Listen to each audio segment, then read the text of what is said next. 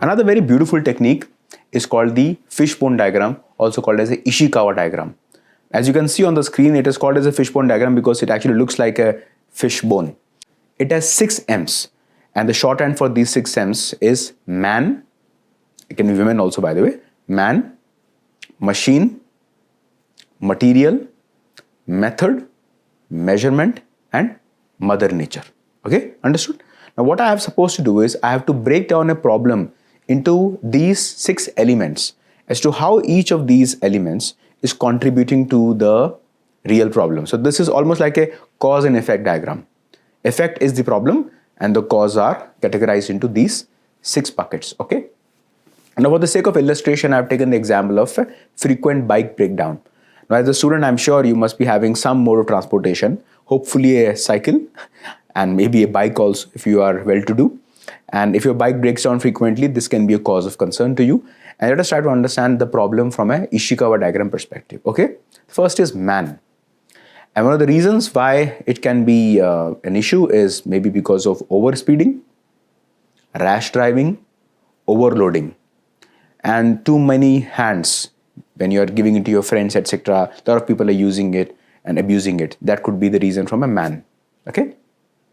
Then is machine.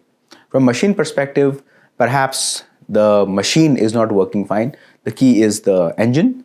The engine maintenance has not happened. So that could be machine level issue. It could be that some of the mechanical parts which are there in the bike may not be genuine parts. That could be another machine level issue. Maybe you haven't really done the oiling and the overhauling of the machine. That could be another machine level thing. Okay. Then comes material. What are the material that goes into it? And the chief material that goes into it is petrol. So why frequent bike breakdown is because maybe you would be taking petrol which is not clean, which can be adulterated. Another one that goes is air. Air is another material that goes in. If the tires are not, fully pumped up, maybe you will have extra pressure on the shock absorbers and some of the tubes may start failing, etc. Another material that goes is the engine oil. And if the engine oil is not being replaced properly, again, you will have a situation. So man, machine, material. Now comes method. What is the method? The method of driving the bike, the method of repairing the bike. Now driving the bike, we spoke about the method that you have to not overspeed, no sudden brakes, jerks, parking in the middle stand, etc., etc. But in terms of maintenance, maybe the garage where you are taking the bike for repairing, the person is not following a method. The person is not following a checklist. So the person may be just using almost any method and not being diligent about it. So that's the reason why the servicing is not happening properly. So that is where the methods come. Okay. Now comes measurement. What is measurement? So one of the frequent things that you measure in a bike is what? Mileage. Okay. Another thing that you measure in the bike is what? How much petrol it is having. Another thing you measure is what? How much air it is having. These are some of the things that you measure. But if you have a problem with the measurement or you're not measuring it, like maintenance of the bike in terms of maybe overheating, maybe tire tube pressure, etc., then possibly the flaws in your measurement itself can be the sort of a cause for the bike breakdown. It may take some time, but it may certainly result. And finally, we have Mother Nature. What is Mother Nature? Maybe your bike is parked at a place which is very humid and sultry, so it will start rusting very fast. Maybe you are parking your bike at a place which is full of water, so the stand, etc., will start getting corroded. Maybe the bike is being taken through a dusty area where the bike is getting repaired. Maybe the environment is not very clean, so whenever you are opening up the engine, there are some dust particles that go in the engine and that compromise the performance, etc., etc. Now, minus this method, if I would have asked you to identify the root causes or the multiple causes of your bike breakdown, do you think you would have managed to come up with so many causes? Most likely not. And that is where these tools help us. Now, why do Indians run away from using methods? The problem we run away from using methods is that Indians don't trust anything. We just don't trust anything, especially when there is a method, when there is a process. We always want to break the process, not trust the process. And that's the reason as a society, we are just going about the business. We are not really there yet. But if you look at the Japanese, the Germans, maybe the European countries, they're very methodical. They're very disciplined. And unfortunately, we cannot conceive a situation where creativity and discipline can coexist. But in fact, creativity is discipline. You need to trust the process before you break the process. Don't break the process without perfecting the process. Okay? So as a youngster, I think it's very, very critical that you use methods in your life. I'm a big proponent of method. Imagine, could we have made this entire course for you without discipline? No. Could we have made this entire process, and which is very creative, by the way, this entire course, the course creation is a method of creativity. The delivery of course itself is creative. And for that, I need to be disciplined. My crew needs to be disciplined. Correct? So this is a beautiful technique which I would encourage you to use.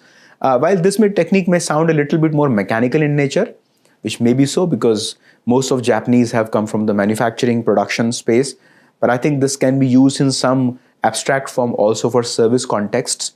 What I would encourage you to do is to go and read about it a little bit and maybe apply this in one or two of your own pet problems that you're trying to solve. That was your Ishikawa diagram or the fishbone diagram. Now let us look at a beautiful technique called mind mapping, problem exploration using mind mapping. And one of the problems which I have taken, and my whole motivation was to take problems that you really feel for. That's the whole point here. I don't want to take an abstract problem. Let us look at a social problem that you are encountering on a day-to-day basis. And the problem which I see is that people don't wear helmet. And when I say people, mostly it's people of your age who are not wearing helmet. Okay? Let us try to understand why they don't wear a helmet. Mind it, I'm not trying to solve the problem. I'm only trying to understand the problem. Okay? Now the first reason why people may not wear a helmet is because of discomfort. Discomfort of wearing the helmet. Obviously, helmet has a load, right? It restricts your vision. There is a discomfort in storing the helmet, correct? Especially in bikes. What do you do with the helmet? If it starts raining, the helmet gets wet. The helmet collects dust if it's exposed to open. All these are discomfort. Another discomfort could be with regards to, for example, it doesn't give you that sort of a pleasure when you are driving, so that can be restrictive. Okay, especially as a youngster, you would like to feel that sort of fun in riding. So that could be one reason. Another could be affordability. There are a lot of people who can't afford a helmet. Now, the cheapest of the helmet would at least cost you 100, 150 bucks. While those helmets don't work, but at least from the convincing RTO perspective, they work, which I think is very futile exercise. So if people don't have money, they can't afford a helmet. If they have a big family, like there are 3 people riding on a bike, all 3 of them may not have a helmet. So affordability can also be an issue. Another issue could be access. Now, if I have to really go a long distance to a helmet shop and get a helmet, I'll say, forget about it, man. Why should I bother about it? That's okay. Anyways, nobody's catching me. So nobody's catching me is a very, very big thing. That is what people are not even understanding, is that it is for their own safety. Awareness. Okay. People are not even aware that what happens when there is a road accident.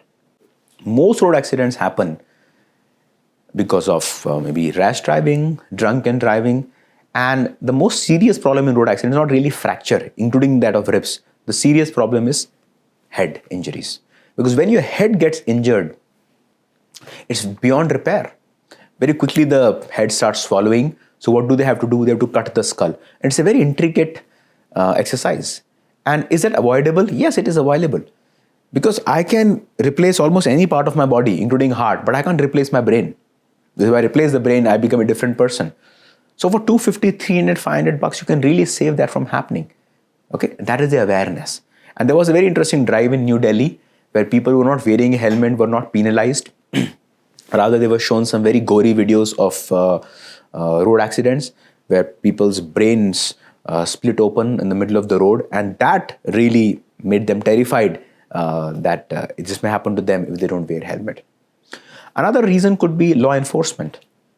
You see, when I go to tier 2, tier 3 cities, like when I go to my village and I meet my cousins and I'm wearing a seat belt, the immediate thing they say is, don't worry man, nobody's watching you. And they make me feel guilty when I'm wearing a seat belt. Hey, man, you're so afraid, man. When I'm wearing a helmet, they make me feel guilty. Okay, so that is another thing, that when law enforcement is not there in those places, people are just trying to cut the corners. Same law enforcement is what we discussed a few minutes back about the road safety. Social norms. Social norms could be another big issue. Because in society, there are certain norms and norms are often more powerful than laws. For example, I'll give you a distinction between norms and law. It is lawful. In law, you can marry in any gender, in any caste, especially caste. Okay? But it's not a norm. Intercaste marriage is not a norm, but it's a law. Okay?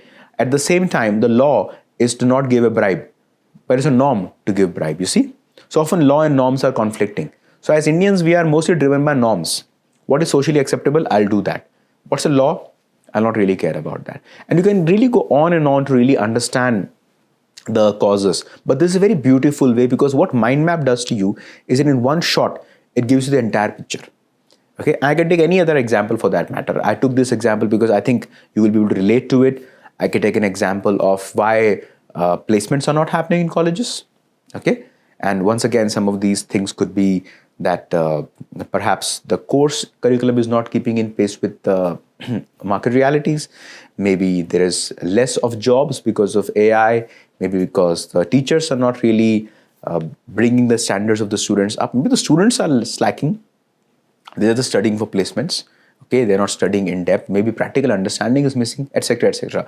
And maybe that is something that you can take up as an assignment at your own level when you're going about this. So this is the method which is called as problem exploration with mind mapping.